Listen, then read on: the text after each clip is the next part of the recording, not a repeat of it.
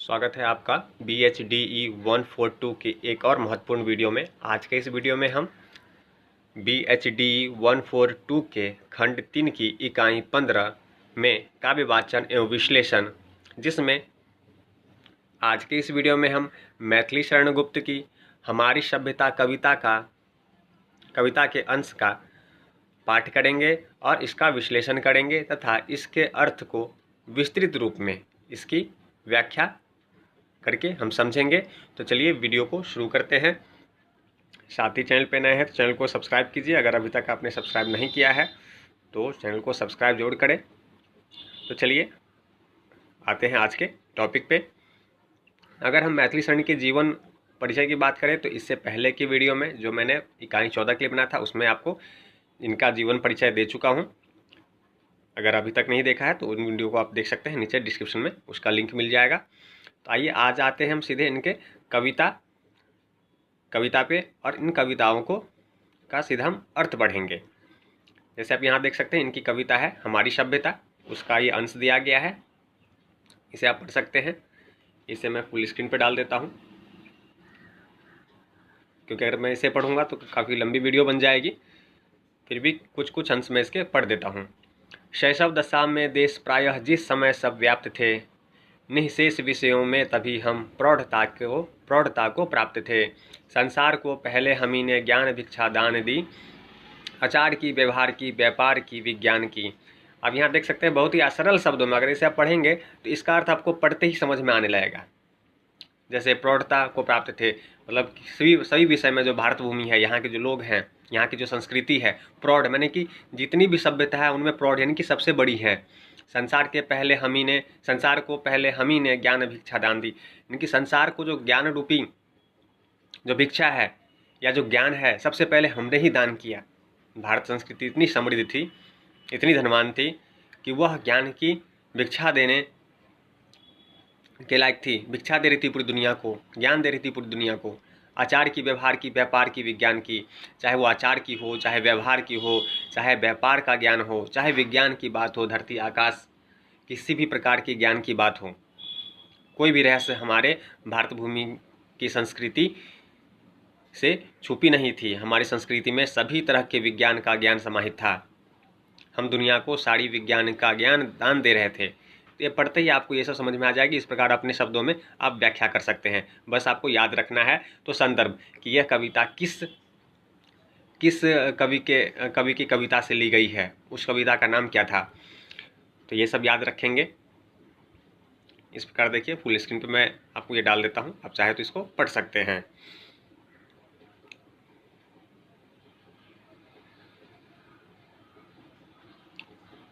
आगे हम इसका पूरा अर्थ पढ़ेंगे और इसका अर्थ आपको बता दूंगा, क्योंकि थोड़ा बहुत अगर आप अर्थ पढ़े रहेंगे तो कविता देखते ही आपको इसका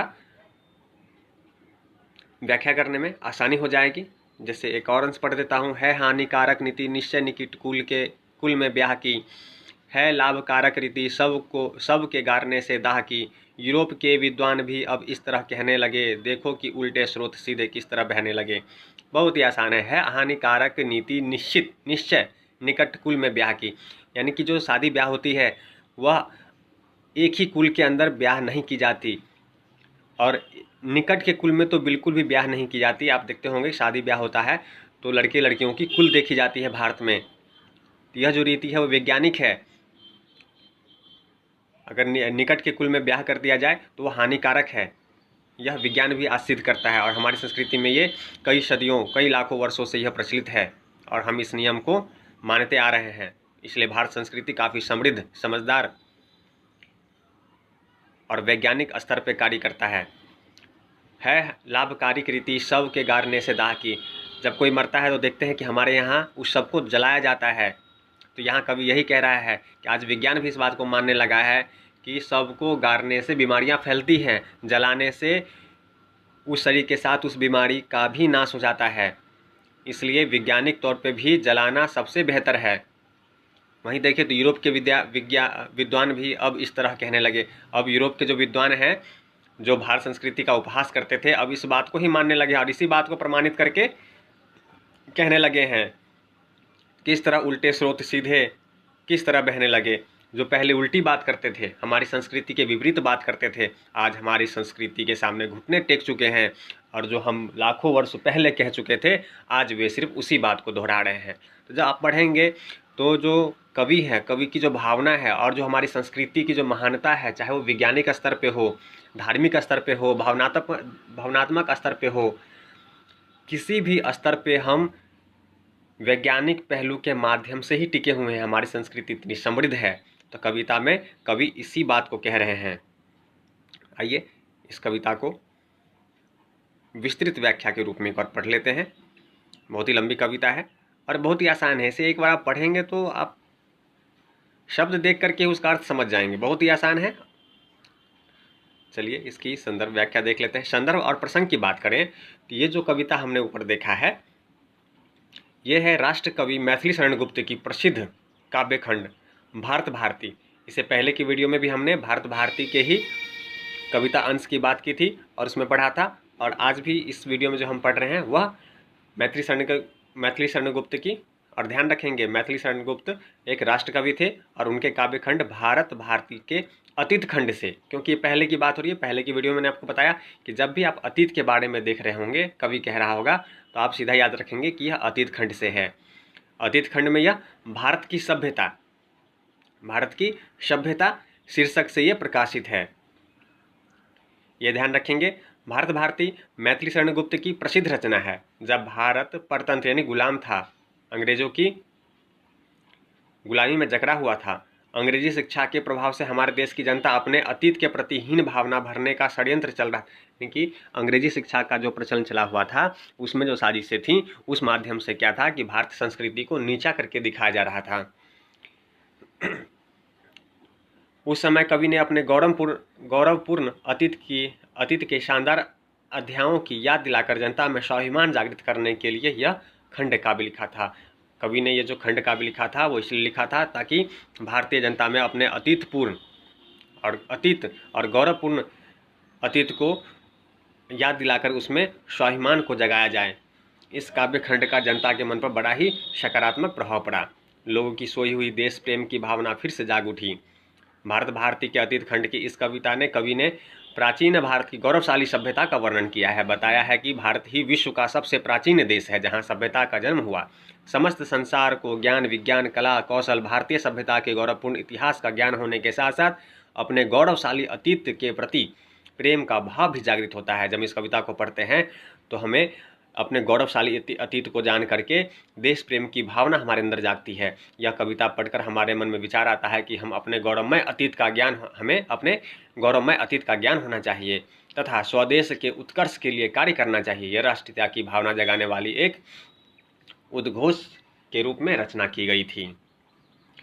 वहीं बात करें इसकी व्याख्या की, तो आइए इसकी विस्तृत व्याख्या पढ़ लेते हैं, समझ लेते हैं, ताकि अगर इस पे किसी भी अंश को अगर हमारे सामने प्रस्तुत किया जाए तो हम उसकी व्याख्या करने में सक्षम हो सकें। तो चलिए इसकी व्याख्या हिंदी में पढ़ लेते हैं। अतीत खंड की कविता हमारी सभ्यता पद, चलिए ये सब इम्पोर्टेंट नहीं है, जो इम्पोर्टेंट हम सिर्फ उससे ही लेते हैं। जब कविता प्रारंभ होती है तो यहाँ कवि कहता है कि संसार के दूसरे देश जब सभ्यता के शैशवावस्था में भी नहीं पहुँचे थे, जंगलों में अकेले नंगे घूमते थे, तब तक हमारे देश में सभ्यता का विकास अपनी प्रौढ़ावस्था में पहुँच चुका था, अर्थात हम हर प्रकार से सभ्य हो चुके थे। यहाँ कवि कह रहा है जब अन्य देश अपनी, जो बोल सकते हैं ना, छोटा बच्चा होता है शैशवावस्था, उस अवस्था में भी नहीं पहुंचा था। उस समय हमारे जो लोग थे, हमारे जो प्राचीन समाज के लोग थे, वे काफ़ी ज्ञान के मामले में काफ़ी बहुत आगे थे। उन्हें संसार की धर्म का, पृथ्वी का, आकाश का सारे रहस्य, ज्ञान विज्ञान के अलावा सभी रहस्य उन्हें उस समय तक मालूम हो चुका था। वो इतने प्रौढ़ हो चुके थे, अर्थात हम हर प्रकार से सभ्य हो चुके थे। संसार को ज्ञान विज्ञान आचरण व्यवहार और व्यापार आदि का ज्ञान हमारे पूर्वजों ने ही दिया। हम विश्व गुरु थे। यहीं से पहली बार पूरे संसार में ज्ञान विज्ञान और सभ्यता का प्रकाश फैला। दुनिया में लोग जब ज्ञान और समझ के इतने निचले स्तर पे थे, निचले स्तर पर थे कि और न कहना भी नहीं जानते थे। यहाँ तक कि इतने निचले स्तर पे थे कि वे ना कहना भी नहीं जानते थे, अर्थात उचित अनुचित का बिल्कुल भी विवेक उनके अंदर नहीं था। उस समय हमारे यहाँ ज्ञान का स्तर इतना ऊंचा उठ चुका था कि हमारे पूर्वज ईश्वर के आदेश से वेद मंत्रों की रचना करने लगे थे।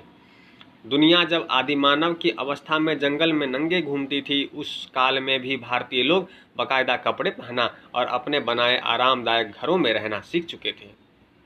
यह थी हमारी अतीत, गौरवपूर्ण अतीत, जिसे कविता के माध्यम से कवि प्रस्तुत कर रहा है।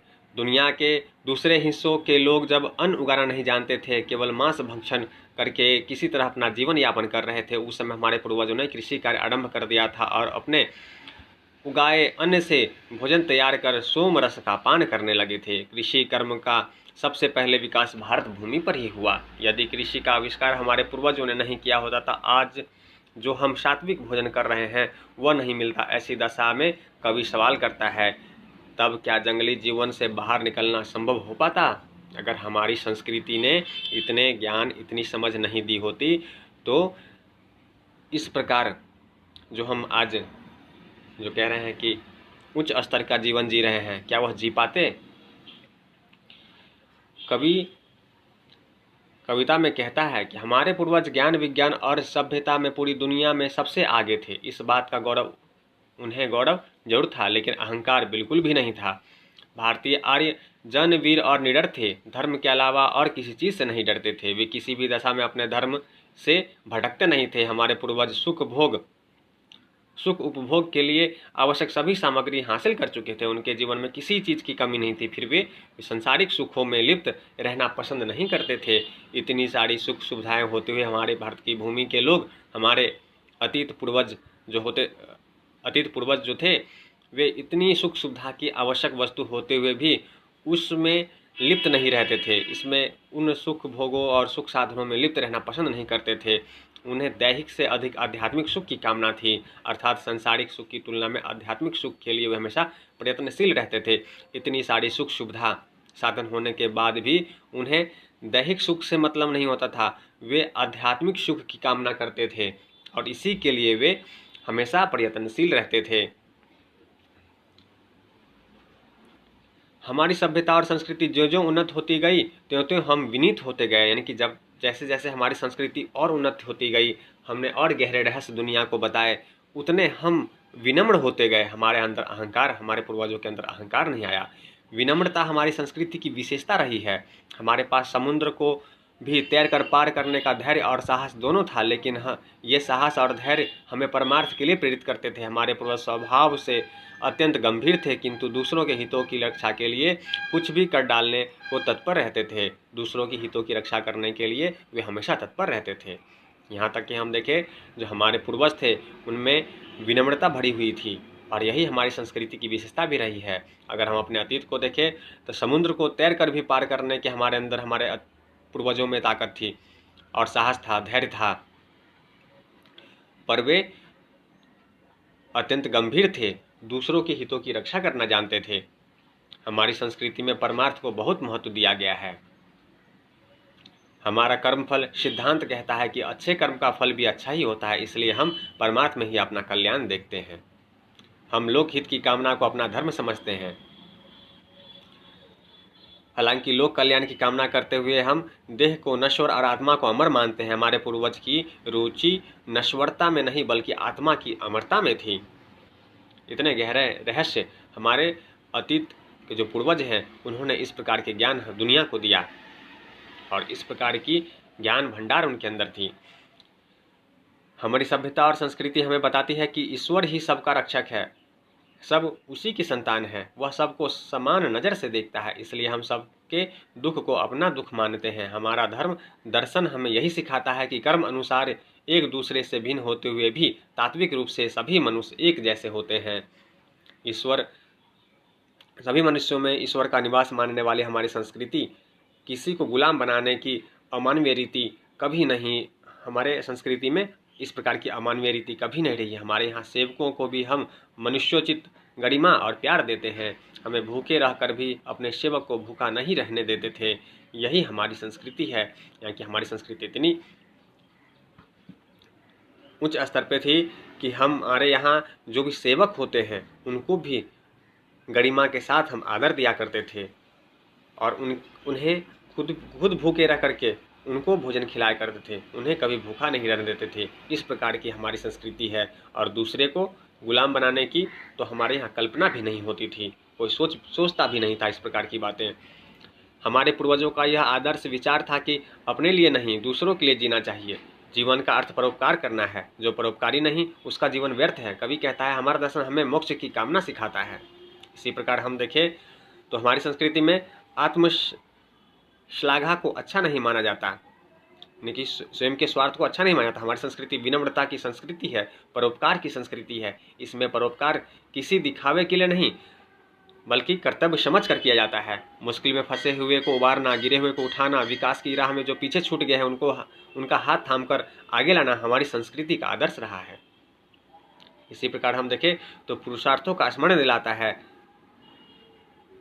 ये जो कविता है पुरुषार्थों का स्मरण दिलाता है। कहता है कि गृहस्थ जीवन व्यतीत करना हर मनुष्य का धर्म है। लोक की उन्नति के लिए यह आवश्यक है, लेकिन गृहस्थ धर्म का कर्तव्य करते हुए भी मनुष्य को याद रखना होता है कि अंतिम लक्ष्य तो इस जीवन से मोक्ष प्राप्त करना ही है। इसलिए भौतिक सुखों का उपभोग करते हुए उनके आकर्षण में बंधना नहीं चाहिए। भौतिक सुखों का बंधन छोड़कर मुक्ति के मार्ग पर चलना हमारे जीवन का आदर्श रहा है। इसी प्रकार हम देखें तो कविता में हमारी सभ्यता जितनी प्राचीन है ज्ञान विज्ञान के मामले में उतनी ही उन्नत है। आज के सभी पश्चिम वैज्ञानिक विज्ञान की जो बातें कह रहे हैं हमारे पूर्वजों वह सब हजारों वर्ष पहले बता चुके थे। विज्ञान के जो रहस्य दुनिया के को बिल्कुल नए लग रहे थे, हमारे देश में उन्हें बहुत पहले ही उद्घाटित किया जा चुका था। अर्थात कवि कहना चाहता है कि हमारा देश ज्ञान विज्ञान ज्योतिष खगोल और गणित आदि विज्ञानों के मामले में बहुत प्राचीन है और बहुत अधिक प्रगति कर चुका था। आज का पश्चिमी जगत उसी का अनुकरण कर रहा है, उसी का नकल कर रहा है। इसके साथ ही देखें तो हमारी जीवन पद्धति का आधार विज्ञान है। हमारी परंपराओं के पीछे कोई ना कोई वैज्ञानिक सोच होती है। पश्चिमी जगत के लोग हमारे दाह शब्द को भी नहीं जानते थे, इस तरह नहीं मानते थे। इस तरह भारतीय संस्कृति में सागोत्री विवाह संबंध को वर्जित माना गया है, जबकि अन्य धर्मों और संस्कृतियों में इस वर्जना को नहीं माना जाता। इस प्रकार की वैज्ञानिकता आधारित हमारे धर्म तथा उसके कर्म थे या कर्म हैं जो आज भी हम मानते आ रहे हैं। आज का पश्चिमी समाज शवदाह और विवाह दोनों मामले में भारतीय नियमों परंपराओं को मानने लगा है। कविता में फुटनोट में गुप्त जी ने यूरोप के कुछ डॉक्टरों की राय का जिक्र किया है। डॉक्टरों ने चिंता व्यक्त की है कि यदि सगोत्री विवाह की रीति प्रचलित रही तो विद्वान व तेजस्वी बालक उत्पन्न नहीं हो पाएंगे। इसी तरह बताया गया है कि प्रसिद्ध यूरोपियन तत्ववेत्ता हावर्ड स्पेंसर पहले ही लिख गए हैं कि मरने के बाद उसके शव को गाड़ा न जाए, जला दिया जाए। इससे पता चलता है कि स्पेंसर ने शवदाह की परंपरा को सही ठहराया था। भारतीय संस्कृति सभ्यता के बारे में कवि कहता है कि यहाँ की सभ्यता में माना जाता है कि जो कुछ है सब ईश्वर की प्रेरणा से होता है। इसलिए हमारे पूर्वज कहते हैं कि ईश्वर के अलावा किसी और से डरने की आवश्यकता नहीं। ईश्वर के प्रेम में अगर मृत्यु भी हो जाए तो वह मृत्यु भली है, क्योंकि ईश्वर की भक्ति से बड़ा सौभाग्य और कुछ नहीं। इसी प्रकार हम देखें तो कविता में कवि कहता है कि अपनी संस्कृति और सभ्यता के गौरवपूर्ण अतीत को याद करते हुए कहता है कि इस पृथ्वी पर ईश्वर से बड़ा कोई शक्तिशाली नहीं जिसके सामने हमें सिर झुकाना पड़े। इस संसार में ऐसा कोई स्थान नहीं जहां हमारी पहुंच न हो। धरती तो धरती। हमारे पूर्वजों ने कभी समुद्र को भी अपने पराक्रम से बांध दिया था। हमारे पूर्वज अपने योग विद्या के बल पर आसमान में विचरण करने में सक्षम थे। अर्थात हमारे पूर्वजों के लिए धरती आकाश पाताल कोई भी जगह अगम्य यानी कि न जाने योग्य नहीं था। भौतिक सभ्यता में उन्नति के शिखर पर पहुंचकर भी हमारे पूर्वज कभी भौतिक सुख साधनों को महत्व नहीं देते थे। भारतीय संस्कृति में भौतिक की अपेक्षा आध्यात्मिक उन्नति में रमने की सीख दी जाती थी। इस पद में कवि कहता है कि हमारे पूर्वज आत्मज्ञान के समुद्र से आवागमन करने का आनंद लेते थे। वे सांसारिक उन्नति के पीछे नहीं भागते थे। सुख के बारे में उनकी धारणा थी कि जिस प्रकार दीपक के प्रकाश में कमल नहीं खिलता, सूरज की रोशनी पाकर ही खिलता है, उसी प्रकार आत्मा रूपी कमल किसी भौतिक सुख से नहीं बल्कि आध्यात्मिक ज्ञान की संतुष्टि का अनुभव करता है। वहीं देखिए तो प्राचीन सभ्यता की यह कहकर प्रशंसा की गई है कि हमारे ऋषि पूरी दुनिया के भूगोल से परिचित थे, अमेरिका तक वे पहले ही जा चुके थे, इसके प्रमाण अब मिलने भी लगे हैं। कवि कहता है कि यह विश्वास भ्रामक है कि कोलंबस ने अमेरिका की खोज की, उससे न जाने कितने साल पहले ही भारतीय लोग अमेरिका में जाकर रहने लगे थे। फुटनोट में कवि ने बताया है कि अमेरिका में हिंदुओं और बौद्धों के जाकर बसने के पुराने चिन्ह मिले हैं। दक्षिण अमेरिका के पेरू नामक राज्य में एक सूर्य मंदिर है, इसकी मूर्ति का आकार दंतिया के सूर्य मंदिर की मूर्ति से मिलता है। तो कवि कविता के माध्यम से भारत की संस्कृति जो विस्तृत रूप से दुनिया में फैली हुई थी उसके बारे में हमें बता रहा है। वहीं एक पद में कवि कहता है कि कालिदास की प्रसिद्ध कृति रघुवंशम के एक श्लोक को आधार बनाया है। श्लोक में इंदुमती और आज के विवाह में भावड़ों की तुलना मेरू पर्वत का चक्कर लगाते दिन रात के जोड़ों से करते हुए कहा गया है कि परस्पर मिला हुआ दिन रात का जोड़ा जिस प्रकार मेरू पर्वत के चारों ओर घूमता हुआ सुशोभित होता है, उसी भांति आज इंदुमती का जोड़ा बढ़ी हुई लपाट वाली अग्नि की प्रदक्षिणा करता हुआ सुशोभित हुआ। इस पद के बहाने से कवि कहना चाहता है कि भारतीयों को प्राचीन काल से विश्व भूगोल और खगोल का ज्ञान था। यानी कि हम एक बात करें कि हमारी विस्तृत और इतनी उन्नत संस्कृति की जो कालिदास ने एक कविता के माध्यम से भूगोल की जो पद्धति है उसे हमारे सामने प्रस्तुत कर दिया है। एक कवि भूगोल की स्थिति को अपनी कविता के माध्यम से प्रस्तुत कर देता था। इतनी उन्नत संस्कृति थी हमारी। विदेशी जिसे आज खोज रहे हैं वह भारत की प्राचीन पुस्तकों में पहले ही उपलब्ध है।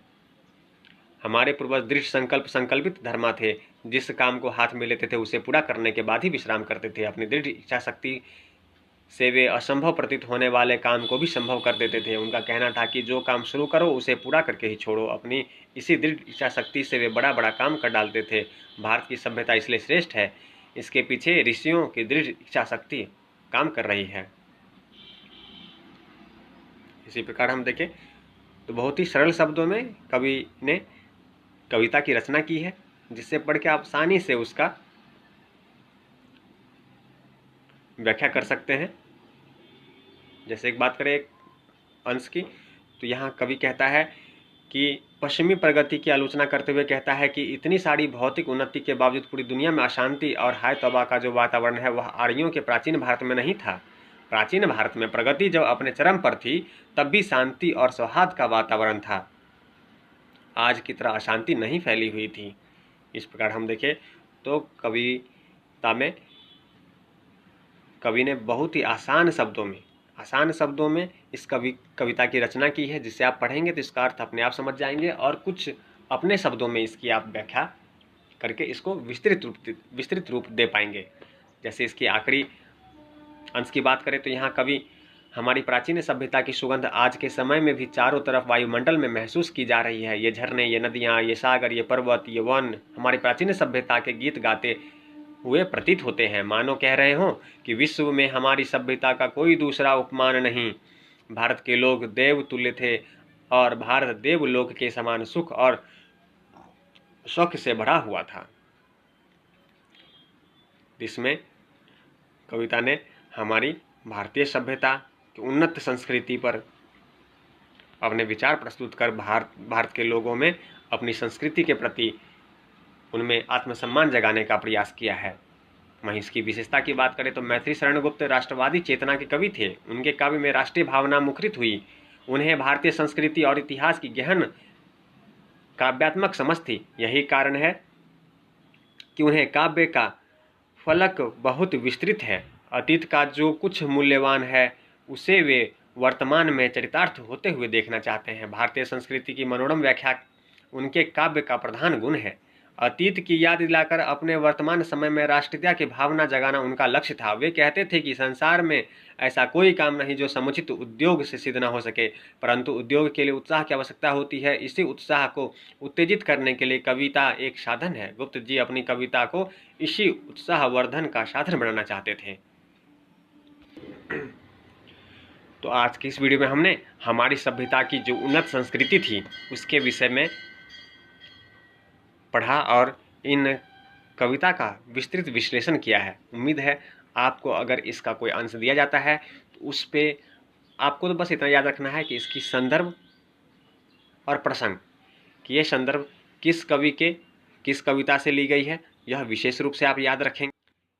इस प्रकार से आप इस कविता को विस्तृत रूप से इसका अर्थ समझ चुके हैं।